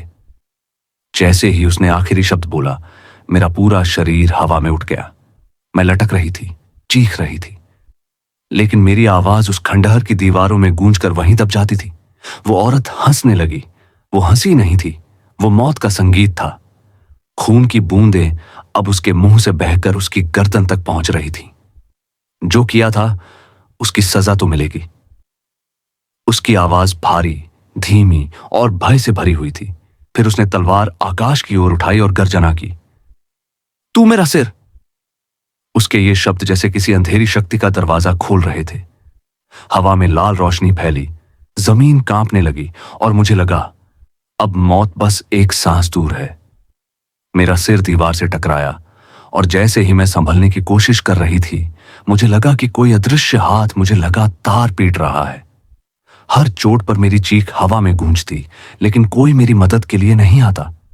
दर्द इतना भयानक था कि लगता था मैं इसी तरह इस दुनिया से विदा हो जाऊंगी। वहीं वह काली औरत मेरे पास बढ़ती जा रही थी। उसकी हर एक कदम की आहट जैसे मेरी रूह में खूंखार धड़कन छोड़ रही थी। खंडहर की दीवारों से उठती आवाजें अब और भी भयानक और गूंजती हुई लग रही थी। मैं जैसे हवा में लहराने लगी, और फिर अपने आप को उस अजीब मूर्ति के सामने गिरता हुआ पाया। वह औरत मेरे सामने आई। उसके हाथों में राख और अजीब सी चीजें थीं। उसकी निगाहें खंडहर के सबसे अंधेरे कोने में गहरी डूबी, और कुछ ही पल में उसने वहां से एक जिंदा मुर्गा उठाया। मेरी सांस थम गई। मुस्कुराते हुए उसने उसकी गर्दन मरोड़ दी, और उसका खून जैसे छिड़काव मेरी तरफ गिरा। उसका गंदा भयानक दृश्य मेरे दिमाग में अंकित हो गया। उसने मुर्गा नोचा, खाया, और अजीब मंत्र बोलते हुए उसकी खून की छींटों के बीच आराधना जारी रखी। फिर उसने चारों तरफ राख का घेरा बनाया। उसका घेरा जैसे किसी प्राचीन शैतानी शक्ति को बुलाने वाला था। हवा में बदबू इतनी तीव्र थी कि मेरी सांस रुक सी गई। मैं घुटन और डर के बीच कांप रही थी। वह मूर्ति की ओर बैठ गई और दोनों हाथ हवा में उठाकर जोर जोर से अजीब मंत्र बोलने लगी। हर शब्द के साथ खंडहर में आवाजें तीव्र होती जा रही थीं। तभी हजारों चमगादड़ अचानक उड़ते हुए उस औरत और मूर्ति के चारों ओर मंडराने लगे। उनके पंखों की खड़खड़ाहट, खंडहर में गूंजते कर्कश मंत्र और राख की बदबू ने वातावरण को नरक का चित्र बना दिया। औरत ने मेरी ओर घूरते हुए देखा। अब मैं उसे करीब से देख रही थी। उसकी पूरी त्वचा काली कोयले जैसी और आंखें लाल चमक से भरी थीं। उसके गले में हड्डियों और इंसानी छोटी छोटी मुंडियों की माला थी। हर मुंडी मानो किसी बेवक्त मौत की कहानी कह रही हो। हर झनझनाहट और हर मंत्र के साथ वह माला हिलती, मानो हर मुंडी से कोई आत्मा मेरी ओर देख रही हो। उस खंडहर की हवा अब भारी, ठंडी और मौत की खुशबू लिए हुए थी। मैं कांप रही थी, मेरी आंखें उस काले आतंक से भर चुकी थीं। हर सांस जैसे मेरे गले में रुक रही थी। उस औरत की हंसी अब सिर्फ हंसी नहीं रही थी, बल्कि यह उस नरक की घोषणा कर रही थी जिसमें मैं फंस चुकी थी। और जैसे ही उसने अपनी तलवार उठाई, लाल रोशनी खंडहर की दीवारों से टकराकर मेरे शरीर में उतरने लगी। मैं चीखती रही, लेकिन मेरी आवाज हवा में खो गई। अब मैं समझ चुकी थी, यह कोई इंसान नहीं, यह कोई प्राचीन काली शक्ति थी। और यह शक्ति अब मेरी तरफ बढ़ रही थी। हर इंसानी मुंडी पर लाल टीका जला हुआ था। उसकी खून जैसी चमक मेरे होश उड़ा रही थी। मैं कांपते हुए उसकी तरफ देख रही थी, कुछ भी समझ पाने की हालत में नहीं थी। तभी वह औरत अपने हाथ में तलवार उठाकर मेरे सामने बढ़ी। मेरा दिल जैसे थम गया। मेरे कानों में बस एक ही आवाज गूंज रही थी, यह मेरी आखिरी घड़ी है। मैं खुद को उस काली शक्ति के सामने बलि चढ़ते हुए देख रही थी। लेकिन तभी एक गूंजती हुई आवाज आई, रुक जाओ काकती। मैं डर के मारे झटके से पलटी और देखा, पार्वती बुआ जी वहां खड़ी थी। उनकी आंखों में गुस्से की आग जल रही थी। हाथ में छोटा सा त्रिशूल थामे वह जैसे किसी देवता की तरह प्रकट हुई थी। वह डरावनी औरत काकती पार्वती बुआ जी की तरफ झपट्टा मारने ही वाली थी कि बुआ जी ने तुरंत उसके गले में लटकी इंसानी मुंडी की माला त्रिशूल में फंसाकर तोड़ दी। एक बिजली सी गूंज पूरे खंडहर में फैल गई। काकती के पूरे शरीर में आग लग गई, जैसे नर्क की आग उसे जला रही हो। वह तड़पते हुए जमीन पर गिर गई और उसकी चीखें हवा में भयंकर गूंजने लगीं, जैसे कर्णपटल फट गए हों। आसमान में उड़ते हुए चमगादड़ भी बुआ जी की शक्ति से धधकते हुए नीचे गिरने लगे। उनका अंधेरा और डरावना रूप त्रिशूल की शक्ति से झलकर राख हो गया। बुआ जी ने अपना त्रिशूल उठाया और काकती की तरफ बढ़ी। डरावनी औरत दर्द में तड़पते हुए उठने की कोशिश कर रही थी, लेकिन बुआ जी ने एक और जोरदार वार किया। काकती की चीखें जमीन और हवा में गूंज रही थीं और वह अब उठने की ताकत खो चुकी थी।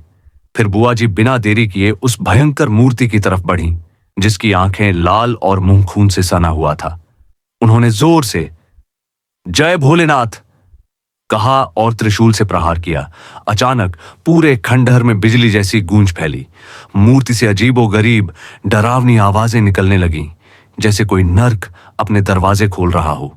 और फिर धमाके के साथ मूर्ति पल भर में बिखर गई। उसके छोटे छोटे टुकड़े चारों तरफ उड़ गए और खंडहर में सन्नाटा छा गया। अब वहां सिर्फ बुआ जी की शक्ति, उनकी अजेय भक्ति और त्रिशूल की तेज रोशनी बची थी। काकती के डरावने प्रभाव का निशान मिट चुका था और पूरे खंडहर में अंधकार और डर की जगह केवल शक्ति और विजय का अनुभव रह गया था। चारों तरफ काला धुआं फैल चुका था। ऐसा लग रहा था जैसे किसी ने रात को और भी गहरा कर दिया हो। हर तरफ अंधेरा ही अंधेरा, हवा भारी और सड़ी हुई। मुझे कुछ दिखाई नहीं दे रहा था, बस एक अजीब सी ठंड मेरे शरीर में उतरती जा रही थी। तभी अचानक मुझ पार्वती बुआ जी ने मेरा हाथ पकड़ा। उनकी पकड़ गर्म थी, जैसे किसी अग्नि ने मेरे ठंडे शरीर को छू लिया हो। मैं कांपते हुए बोली भी नहीं पाई, बस देखा कि बुआ जी की आंखें अब पहले जैसी नहीं थी। उनमें अब एक तेज था, भक्ति और क्रोध का संगम। चलो जल्दी यहां से, उन्होंने धीमे लेकिन कठोर स्वर में कहा। वो मुझे खींचती हुई उस खंडहर से बाहर लाई। जैसे ही हम बाहर पहुंचे, पीछे से एक भयंकर गूंजबाज उठी। वो खंडहर ऐसे कांपा जैसे उसके भीतर कोई विशाल शक्ति तड़प रही हो। फिर लगा जैसे अंदर कुछ टूटकर बिखर गया हो और एक गहरी दर्द भरी चीख पास पूरे जंगल में गूंज उठी। बाहर का माहौल अब भी उतना ही डरावना था। पेड़ों की डालियां अंधेरे में किसी राक्षसी आकृति जैसी लग रही थीं और हवा में अब भी राख और खून की मिलीजुली गंध थी। बुआ जी मुझे खींचती हुई जंगल की तरफ ले गईं। वहां एक पुरानी समाधि थी, टूटी फूटी, समय से जर्जर, लेकिन उसके आसपास एक अजीब सी शांति थी। बुआ जी ने वहां जाकर अपना त्रिशूल जमीन में गाड़ दिया। एक झनकार सी गूंजी, जैसे उस जगह पर कोई सोई हुई शक्ति जाग उठी हो। फिर उन्होंने आंखें बंद की और माथा टेक दिया। मैं भी अनायास हाथ जोड़कर वहीं झुक गई। पता नहीं क्यों, लेकिन उस पल मेरे मन का सारा भय जैसे शांत हो गया। सारी दहशत, सारा दर्द उस समाधि की मिट्टी में समा गया। धीरे धीरे मैंने बुआ जी की तरफ देखा। उनके चेहरे पर अब शांति थी, लेकिन उनकी आंखों में अब भी एक गहराई थी, जैसे वो बहुत कुछ जानती हों जो इस संसार के सामान्य लोग नहीं जानते। वो मेरी तरफ देखकर बोली, तुम ठीक तो हो बिटिया? उनकी आवाज में अब करुणा थी। मैं हक बकाकर बोली, बुआ जी आप तो। पर शब्द गले में अटक गए। बुआ जी मुस्कुराईं। मुझे पता है तुम्हारे मन में हजारों सवाल हैं, लेकिन जवाब सब समय देगा। चलो घर चलें। सुबह के करीब 4-5 बजे महाशस होंगे जब हम घर पहुंचे। सूरज की पहली किरण अभी क्षितिज को छू ही रही थी, लेकिन हमारे घर में आज चीख पुकार स्वर मची हुई थी। गांव वाले चारों तरफ जमा थे। मां जैसी सास रो रही थी और परेश के चेहरे पर घबराहट थी। जैसे ही सबने मुझे देखा वो सब ठिठक गए, जैसे किसी मरी हुई आत्मा को जीते जागते देख लिया हो। परेश दौड़कर आया, मुझे कसकर गले लगाया और रोने लगा। सासू मां ने भी मुझे पकड़ लिया और रोते हुए बोली, तू ठीक है ना बिटिया? ये पागल औरत तुझे कहां ले गई थी? उनका इशारा पार्वती बुआ जी की तरफ था। वो उन्हें गालियां देने लगी, लेकिन बुआ जी बस शांत खड़ी रहीं। उनके चेहरे पर कोई गुस्सा नहीं था, बस एक गंभीर मौन था। परेश भी गुस्से में बोला, आप इसे कहां लेकर गई थी? मैंने उसका हाथ पकड़ा। परेश, बुआ जी पर गुस्सा मत कीजिए। आज मैं जिंदा हूं तो सिर्फ इनके कारण। पूरा गांव चुप हो गया।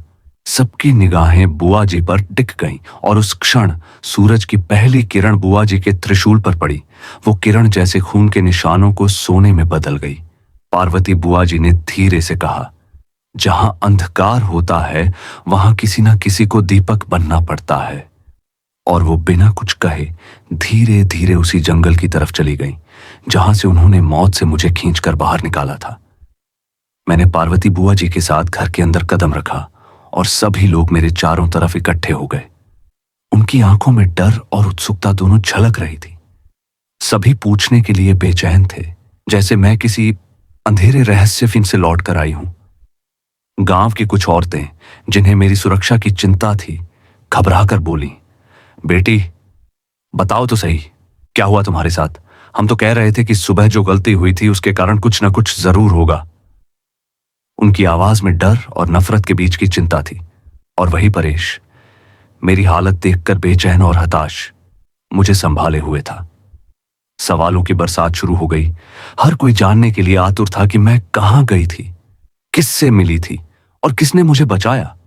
मैं कुछ कहने की कोशिश करती, पर लोग लगातार बोल रहे थे, सवाल पूछ रहे थे, जैसे मुझे मैं हासो हुआ शिमस्क सारे अपना पक्ष रखने का मौका ही नहीं देना चाहते। तभी गांव का एक बूढ़ा आदमी, जिसकी आंखों में अनुभव और समझ थी, ने उठकर बोला, अब सब बातें ही बनाते रहोगे या उसे खुद बताने का मौका भी दोगे कि क्या हुआ? उसकी आवाज में सख्ती और समझदारी इनकस का मिश्रण था। सब लोग एक पल के लिए चुप हो गए। बूढ़े आदमी ने मेरी तरफ देखा और गंभीर स्वर में पूछा, बताओ बेटा, कहां गई थी तुम? तुम्हारे साथ क्या हुआ? तुम जिंदा कैसे लौट आई और यह हालत कैसे हुई? अब पूरा गांव मेरी ओर घूर रहा था। मैंने हड़बड़ाते हुए, थरथराते हुए अपने साथ जो कुछ हुआ सब बयां करना शुरू किया। जैसे जैसे मैं अपनी कहानी बता रही थी, लोग स्वेबास भय और हैरानी कुलाले से कांप उठे। उनकी आंखों में डर स्पष्ट था, जैसे उन्होंने कभी इतना भयानक दृश्य अपनी आंखों से देखा ही ना हो। और फिर सभी की निगाहें पार्वती बुआ जी आस्यापापन पर टिक गईं। सब जानना चाहते थे कि आखिर उन्होंने मेरी जान कैसे बचाई। बुआ जी ने जो कहा वह सुनकर सभी स्तब्ध रह गए। उनकी आवाज में कोई डर नहीं था, बल्कि अद्भुत आत्मविश्वास और शक्तिमास झलक रही थी। मैंने पहले ही देख लिया था कि वो पुतला और जो शक्ति उससे जुड़ी है तुम्हारे लिए खतरा बनेगी, इसलिए मैंने तैयारी कर ली थी, उन्होंने गंभीर स्वर में कहा। गांव के लोग पल भर में उनकी बातों पर यकीन कर गए। उनकी बातें इतनी स्पष्ट, इतनी सटीक थीं कि कोई भी उनकी साधारण समझदारी और अनुभव करवास पर शक नहीं कर सका। कुछ क्षण के लिए लोग भूल ही गए कि बुआ जी कभी मानसिक रूप से कमजोर थीं। फिर बुआ जी ने बताया कि कैसे उन्हें उस काले पुतले वाली रात का अनुभव हुआ। एक रात मैं पेशाब करने के लिए बाहर आई, तभी वही लाल आंखों वाला आदमी मुझे दिखाई दिया। मैंने तुरंत महसूस किया कि यह शक्ति माँ शुभ नहीं, बल्कि मार अत्यंत भयावह और खतरनाक पांच है। जैसे ही वह आदमी मेरी ओर बढ़ा, मैंने तुरंत खुद को कोने में छिपाया और तंत्र मंत्रों की तैयारी शुरू कर दी। सभी लोग सन्न रह गए। गांव की चुप्पी में केवल बुआ जी की आवाज गूंज रही थी और हर कोई सोच रहा था कि आखिर किस शक्ति ने मेरी जान बचाई। उनकी आंखों में जो तेज था वह किसी असाधारण और अलौकिक शक्ति का प्रतीक था। और उसी समय मुझे एहसास हुआ, यह बुआ जी सिर्फ एक साधारण महिला नहीं थी, बल्कि अंधकार और बुराई के खिलाफ एक जीवंत कवच थी, जो मुझे मौत के हाथों से बचाने आई थी। मैं इतनी ज्यादा डर गई थी कि घबराहट में मेरी आवाज ही निकल नहीं पा रही थी। तभी मेरी नजर पड़ी कि वही लाल आंखों वाला आदमी सीधे मेरे पिता के कमरे में गया और जैसे हवा में घुल गया, गायब हो गया। यह देखकर पार्वती बुआ जी के होश उड़ गए। उनके दिल की धड़कनें तेज हो गईं। कुछ ही क्षणों बाद उनकी नजर उस दरवाजे के बाहर एक काला पुतला पर पड़ी। उसका रूप देखकर बुआ जी की रूह कांप गई। वह बिल्कुल वैसा ही लग रहा था जैसे उनके पिताजी का पुतला। बुआ जी थर थर कांप रही थीं, पर उनकी जिज्ञासा और साहस ने उन्हें पीछे हटने नहीं दिया। तभी वही लाल आंखों वाला आदमी फिर से उनके पिताजी के कमरे से निकल आया। बुआ जी ने बिना देर किए उसके पीछे पीछे चलना शुरू किया। उनके दिमाग में अनगिनत सवाल थे। कौन है यह व्यक्ति? क्यों पुतले घर में आ रहे हैं? वह आदमी खड़ा तो लंबा था, लेकिन जैसे जैसे वह खंडहर की ओर बढ़ा, उसकी हाइट धीरे धीरे कम होने लगी। बुआ जी उसके पीछे पीछे खंडहर की ओर बढ़ती रहीं। खंडहर वही था जिसमें थोड़ी देर पहले मैं काकती नाम की डरावनी औरत के पास थी। जैसे ही बुआ जी खंडहर के पास पहुंची, उन्हें अचानक पीछे से एक गंभीर आवाज कौन सुनाई दी। किसी ने उन्हें रोकने की कोशिश की। भयभीत होकर उन्होंने पीछे देखा तो वहां एक समाधि पर बैठे हुए दिव्य पुरुष थे। सफेद कपड़े में, लंबी सफेद दाढ़ी, मूंछ और चेहरे पर असामान्य दिव्य तेज। उनकी उपस्थिति से चारों तरफ रोशनी फैल रही थी। उस दिव्य पुरुष ने उन्हें गंभीरता से देखा और बोला, घबराओ मत बेटी, उस खंडहर की ओर मत जाओ, वहां सिर्फ मौत और अंधकार है। बुआ जी के होंठ कांप रहे थे, पर उन्होंने रोते हुए कहा, लेकिन वहां मेरे पिताजी का पुतला है, अगर मैं नहीं जाऊंगी तो। पुरुष ने उनकी तरफ देखा, चेहरे पर चिंता और गंभीरता के भाव लिए, और धीरे से कहा, जो कुछ भी हो रहा है उसके पीछे एक पिशाचिनी सी हरना से किशाचुन श्वास है। उसका सामना करना इतना आसान नहीं है। अगर तुम खंडहर में जाओगी तो तुम्हारी जान खतरे में है। मेरी रूह तक हिल गई। मैं उनके सामने बैठ गई और रोने लगी। यह पिशाचिनी, इसकी वजह से हमारी जिंदगी हराम हो गई। अब क्या करें? दिव्य पुरुष ने मेरी ओर देखा और बारीकी से मेरी आंखों में झांकते हुए कहा, यह पिशाचिनी सिर्फ एक साधारण महिला नहीं, यह उस समय की शिष्या थी जब राजा महाराजाओं के समय में असाधारण सिद्धियां हासिल की गई थीं। उसने भगवान भोलेनाथ की पूजा अर्चना करते हुए शक्तियां पाई थी, और वही शक्ति अब इस पिशाचिनी में समाहित हो चुकी है। बुआ जी ने हाथ जोड़कर बैठते हुए विनम्रता से पूछा, इसका अंत कैसे होगा? हम इसकी बर्बरता से कैसे बचेंगे? दिव्य पुरुष ने गंभीर स्वर में बताया, जब यह काकती नाम की शिष्या बनी थी, उसने अपनी शक्तियों को गलत दिशा में मोड़ दिया। आज जो भयावह घटनाएं हो रही हैं, उसका कारण वही है, लेकिन किसी ने इसे रोकने की ठान ली है। और मैं तुम्हें बता दूं, जो शक्ति बुरा करती है, उसके खिलाफ भी शक्ति उतनी ही महान होनी चाहिए। बुआ जी के चेहरे पर दृढ़ निश्चय झलकने लगा। उन्होंने मेरा हाथ थामते हुए कहा, अब तुम मेरी चिंता मत करो, हम इसे खत्म करेंगे, चाहे जितनी भी भयंकर हो। उस पल खंडहर के अंधकार में उस दिव्य पुरुष की उपस्थिति और बुआ जी के साहस ने मृत्यु और अंधकार के बीच आशा की एक किरण मुझ जलाई, और मैं जान गई थी, अब इस युद्ध में सिर्फ डर ही नहीं बल्कि हिम्मत और शक्ति भी होगी। वो सच था, मैंने ही उसे सारी विद्या सिखाई थी, पर यह जुर्माना मैंने अनजाने में दिया था। जब राजा महाराजाओं के जमाने में मैं साधना करता था, तब काकती मंदिर आती थी, भोलेनाथ की आराधना करती, मेरी सेवा करती, और उसके भीतर एक तीव्र प्यास थी, और सीखो और जानो और शक्ति पाना है। मैं भी मान लिया था, उसका समर्पण दिखता था, इसलिए मैंने उसे तंत्र मंत्र की बातें बताने लग गया। पर किसी गुरु के लिए यह भी सतर्कता की बात होती है। ज्ञान जब किसी के हाथ लग जाए तो उसका दुरुपयोग हो सकता है। और काकती के भीतर जो दरार थी वह मैंने देख ना पाई। वह अनाथ थी। रिश्तों ने उसे ठुकरा दिया था, समाज ने उसे पीटा था। उसका हृदय बदले की आग में तप रहा था। उसने सोचा, जो दुनिया ने उसे छीना वही दुनिया अब उसकी तपस्या की आग से झुलसेगी। भोलेनाथ की भक्ति से संतुष्ट न होकर वह काली शक्तियों की ओर मुड़ी, उन शक्तियों की ओर जो प्रतिशोध को अंधेरे में औजार दे देती हैं। धीरे धीरे काकती ने तंत्र का दुरुपयोग सीखा। बिना कोई आवाज उठे, बिना किसी को शक होने दिया, उसने रंज नफरत को विधियों में बदल दिया। उसने काली आराधना की, बलि विधि की, एंड जिन पवित्र मंत्रों में मैंने उसे बनाया था उन्हीं मंत्रों को उसने काट कर भय का हथियार बना लिया। उसकी सबसे भयानक खोज थी काला पुतला। वह उन तंत्रों से ऐसी परछाई सिद्ध कर लेती, एक काला आवरण, दो लाल धागों की नजरें, और वो पुतला किसी घर के बाहर चुपके से रखा जाता। 3 दिन की सन्नाटे में वो पुतला किसी एक जीते जागते इंसान की जिंदगी की खबर बन जाता। फिर वह इंसान निकल जाता और कुछ वक्त बाद उसकी लाश उसी पेड़ के नीचे मिलती जिस तरह तुमने सुना है। मुझे यह सब देखकर भीतर से टूटन हुई, और सबसे बड़ा अफसोस यह कि मैंने ही उसे यह विधि सिखाई थी, बिना जाने, बिना परख के। मैंने उस पर वचन भी दिया था, तेरी जान कभी नहीं लूंगा। एक गुरु शिष्य का वचन था, एक ऐसा वचन जो अगर टूटे तो और भी बड़ा विनाश आ सकता था। इसलिए मैंने कठोर फैसला लिया। ज्ञान तो दिया, पर जब उसने मार्ग भटक लिया तो उसे कैद कर दिया। मैंने उसी खंडहर में, उसी मूर्ति के सामने तंत्र मंत्रों से एक प्रबल बंधन रचा।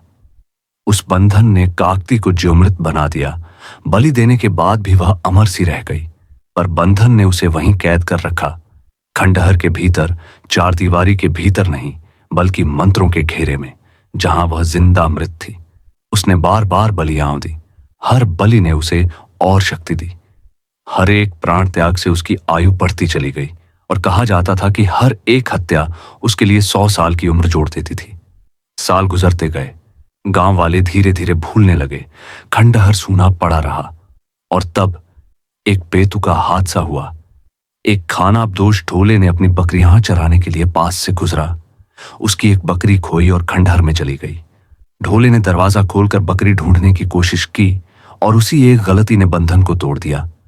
काकती आजाद हो गई, पर अब वह वैसी साध्वी नहीं थी। वह पिशाचिनी बन चुकी थी, काली, भूखी, छलपूर्ण और बदले की सकल इच्छा से भरी। उसने फिर वही चक्रवृत्ति शुरू कर दी, काले पुतले भेजने, लोगों की जिंदगी काटने और हर बलि से अपनी आयु और शक्ति बढ़ाने का धंधा। गांव पर एक एक कर भूचाल टूट पड़ा, और मैं अंदर ही अंदर जलता रहा। मैंने उसे बांधने की कोशिश की, पर जो वचन मैंने लिया था उसने मुझे रोक रखा था। अगर मैंने उसे मार डाला तो शायद और भी भयावह शक्तियां जाग उठती और गांव का विनाश और भी तेज हो सकता था। इसलिए मैंने उसे उसी खंडहर में तंत्र बंधन देकर सुलझा दिया। पर बंधन कभी स्थायी नहीं था, और आज एक छोटी लापरवाही ने फिर सब कुछ खोल दिया। अब वही काकती, काली, चिथड़े हुई, हड्डियों और लाल धागों से सजी, फिर से बाहर आ चुकी थी, और उसके साथ वही पुराना नियम था। वह चुपके से घरों के बाहर काला पुतला भेजती, और 3 दिनों के भीतर उस घर की तकदीर बदल जाती। उसकी बलि उसका जीवन ईंधन बन गई थी। जितनी बलियां उतनी उसकी आयु और ताकत। यह कहानी इतनी सरल नहीं कि सिर्फ किसी पर श्राप पड़ गया हो। यह कहानी है उस शिकंजे की जिसे हम अपनी ही अक्षमता और वादों से गढ़ते हैं। आज जो तुम्हें झेलना पड़ा वह उसी भूल और उसी खुली शिक्षा का सशक्त प्रतिफल है। वो काकती अपनी पिशाचिनी शक्ल में और भी भयावह हो चली थी। हर बलि के बाद उसका खून पीकर वह न केवल जिंदा रहती, बल्कि उसकी उम्र और शक्ति भी बढ़ती चली जाती।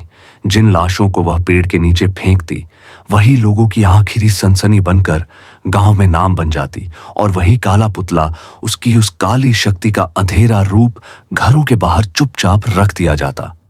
गांव की बुद्धिमत्ता भी ठहर सी गई थी। जो किसी ने इस पूछताछ की, उसे काकती ने अपना शिकार बना दिया। डर ने घर घर को घेर लिया। कोई अकेला रात में बाहर निकलना तो दूर, बाहर की खिड़की तक खोलने की हिम्मत नहीं करता था। तब गांव के एक बुजुर्ग पंडित ने बस इतना कहा, रात में अकेला मत निकलना, काले पुतले की नजर जो अकेले पर पड़े वह लौट कर नहीं आता। खबर फैल गई और भय गहरा गया। पार्वती बुआ जी रोती करती जान गईं कि इस पिशाचिनी को रोकना होगा। तब गांव में वही सन्यासी बाबा आए।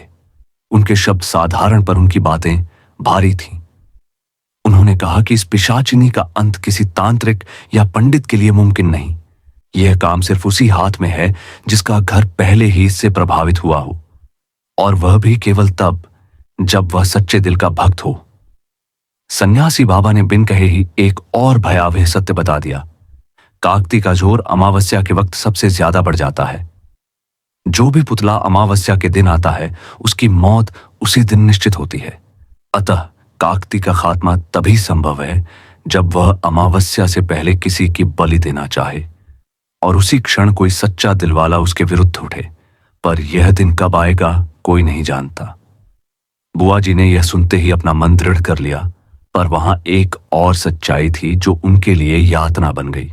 सन्यासी बाबा ने उन्हें आगाह किया कि अगर वे सचमुच सच बोलकर लोगों को चेताएंगी और वे इसे समझकर मान भी लें तो काकती बुराई और तेजी से फैलाएगी, और अगर वे नहीं बोलेंगी तो लोग अनजान रहते हुए और अधिक शिकार बन जाएंगे। एक कठिन विकल्प जो भी चुना जाएगा उसका दाम बहुत भारी होगा। अंततः पार्वती बुआ जी ने वह महान निर्णय लिया जो साधारण इंसान के समझ से बाहर था। उन्होंने अपने खुरदरे टूटे हुए मन को बलिदान कर दिया ताकि जब वक्त आए और काकती अमावस्या से पहले किसी का शिकार चुने, लोग उनके पागलपन को समझकर पहले से चेत जाए और तब उनकी चेतावनी असर दिखा सके। इसलिए उन्होंने अपना मानसिक संतुलन खो लेने का फैसला कर लिया ताकि लोग उन्हें पागल समझें और किसी अलौकिक सत्य को झुठलाए नहीं। सालों तक बुआ जी की स्थिति बदली। गांव वाले उन्हें पागल कहने लगे, पर उनके भीतर एक देवत्व का दीप जला रहा था। और जब उसी रात उस दुष्ट पुतले के साथ जब काकती ने तुम्हें उठाया और दिए हुए वचनों की जंजीरों के बीच सब कुछ उलटा चला गया, तब वही सन्यासी बाबा की आवाज पार्वती के कानों में गूंजी और उनके भीतर का बचा हुआ सच पुनः जाग उठा। वहां खंडहर में त्रिशूल उठाकर खड़ी हुई पार्वती ने वही किया जो बचपन की कहानियों की चीजें नहीं कर पाती थीं। उन्होंने अपना त्याग, अपनी पागलपन की आड़ और अपनी पूरी भक्ति एक साथ लाकर उस दुष्ट आत्मा का सामना किया। क्योंकि त्रिशूल जब भोलेनाथ के नाम से समर्पित हो तो काली शक्ति भी थरथराने लगती है।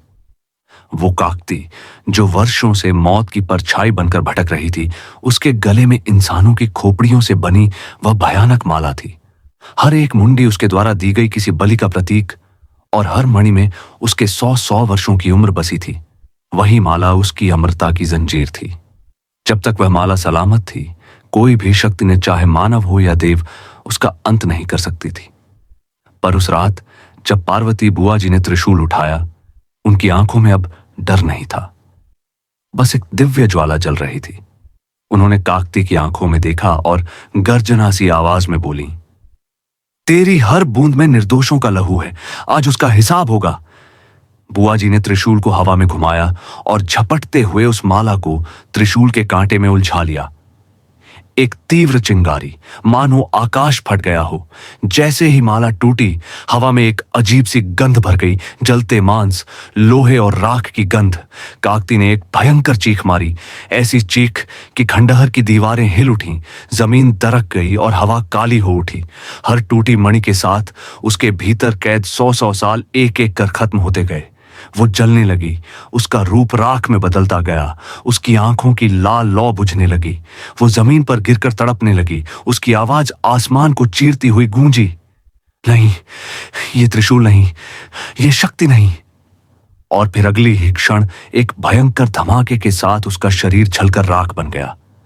लेकिन पार्वती बुआ जी जानती थीं, जब तक शैतान की वह मूर्ति जीवित है, तब तक काली शक्ति लौट सकती है। उन्होंने कांपते हुए पर दृढ़ता से भोलेनाथ का नाम लेकर वह त्रिशूल उठाया और मूर्ति के मध्य प्रहार किया। जय भोलेनाथ! धमाके के साथ वह मूर्ति हजारों टुकड़ों में बिखर गई। काला धुआं आकाश में उठा और फिर धीरे धीरे सफेद प्रकाश में बदल गया, जैसे किसी श्राप का अंत हुआ हो।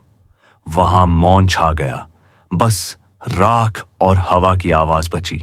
बुआ जी ने मेरी बांह थामी और बोली, चलो बेटी, सब खत्म हो गया। वो मुझे लेकर बाहर आई, सुबह की पहली किरणों के साथ। गांव लौटने पर जब सबने यह सच्चाई सुनी तो एक पल को किसी को विश्वास ही नहीं हुआ। हर चेहरा स्तब्ध, हर नजर डरी हुई थी।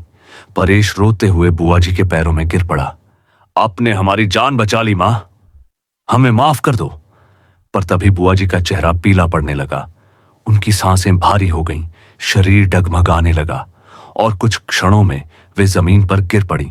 सब लोग भागे, किसी ने पानी लाया, किसी ने उन्हें उठाया, लेकिन पार्वती बुआ जी अब शांति में थीं, स्थिर, शांत, दिव्य। पूरा गांव सन्न रह गया। जो औरत कभी पागल कहलाती थी, आज वही गांव की रक्षक बन गई थी। हर आंख नम थी, हर दिल पछता रहा था।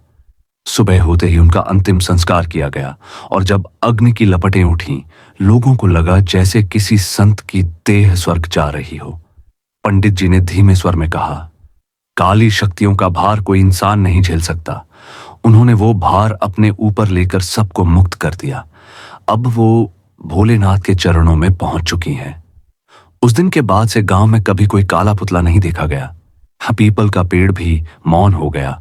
रातें फिर से शांत होने लगी, मगर जब कभी हवा में हल्की सी ठंडक फैलती तो लगता जैसे कहीं से कोई दिव्य स्वर कहता हो, डरो मत, अब सब सुरक्षित है। रातें अब पहले जैसी नहीं रही। कभी जिस गांव की हवा में डर की गंध बसी थी, अब वहां सन्नाटा भी सुकून देता है। लोग कहते हैं कि अब सब खत्म हो गया है।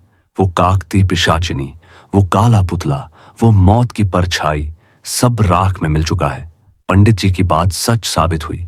हर मंदिर, हर साधु, हर तांत्रिक ने यही कहा। अब वह शक्ति समाप्त हो चुकी है। पार्वती बुआ जी ने अपनी जान देकर उस अंधकार का अंत किया जिसने पीढ़ियों से गांव को निगल रखा था। लेकिन मेरे अंदर का डर अब भी मर नहीं पाया था। कभी कभी रात को जब हवा खिड़की से अंदर आती तो लगता जैसे कोई धीमे से मेरे नाम पुकार रहा हो। मैं नींद से हड़बड़ाकर उठ जाती और मेरे बगल में परेश गहरी नींद में सोया होता। सब कुछ शांत होता, पर भीतर कहीं कुछ हलचल सी महसूस होती, मानो कोई अदृश्य आंखें अब भी मुझे देख रही हों। समय बीतता गया। हमने गांव छोड़ने का विचार बदल दिया। परेश को पास के कस्बे में नौकरी मिल गई और ससुर जी का पैर भी पूरी तरह ठीक हो गया। अब हम फिर से खेती संभालने लगे। लोगों के घरों में रौनक लौट आई थी। हंसी फिर से गलियों में गूंजने लगी थी। पर जब भी सूरज डूबता और आसमान में कौवे का एक झुंड उड़ता दिखाई देता तो मेरा दिल एक पल को थम जाता। मुझे पार्वती बुआ जी की आंखें याद आती, वो आंखें जिनमें त्याग, दर्द और देवत्व तीनों थे। मेरी सासू मां जो कभी उन्हें पागल समझती थी, अब हर रोज उनकी तस्वीर के सामने दिया जलाती है। कहती हैं, काश मैंने उन्हें समझा होता। हर बार जब वो यह कहती हैं, उनकी आंखें भीग जाती हैं और मुझे लगता है इस गांव ने शायद बहुत देर से उनका असली रूप पहचाना। एक देवी जो इंसानों के बीच जन्मी थी।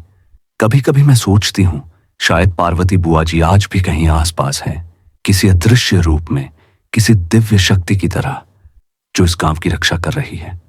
क्योंकि कई बार आधी रात को जब सब सो जाते हैं, मैं मंदिर की घंटियों की हल्की सी आवाज सुनती हूं, जबकि मंदिर उस वक्त बंद होता है। शायद ये बुआ जी का संकेत है कि वो अब भी यहां है, बस रूप बदल चुका है। मैं ये भी सोचती हूं कि जो कुछ हुआ वो सही था या गलत। अगर मैंने वो कदम ना उठाया होता तो शायद बुआ जी आज जिंदा होती, पर शायद मैं, मेरे ससुर जी और ना जाने कितने लोग अब तक जिंदा ना होते। कभी लगता है कि मैंने सही किया, कभी लगता है कि मैंने उन्हें मौत के मुंह में धकेल दिया। इन सवालों के जवाब शायद मेरे साथ ही चले जाएंगे। लेकिन एक बात तय है, गांव में अब कोई काला पुतला नहीं दिखता। पीपल के नीचे अब कोई साया नहीं हिलता। फिर भी जब कभी हल्की ठंडी हवा चलती है और दूर से किसी स्त्री के कदमों की आहट सुनाई देती है तो मैं आंखें बंद कर लेती हूं और धीमे से कहती हूं, शांति मिले तुम्हें बुआ जी, अब सब ठीक है। और तभी दीवार पर टंगी उनकी तस्वीर के नीचे रखा दिया। अपने आप टिमटिमा उठता है, जैसे किसी ने अदृश्य हाथों से हवा को छू लिया हो। तो दोस्तों, यह थी मेरी सच्ची कहानी, उस रात की, उस औरत की और उस काले साए की। कहानी कैसी लगी जरूर बताना, क्योंकि कुछ कहानियां खत्म नहीं होती, बस रात के अंधेरे में किसी दूसरे रूप में लौट आती हैं।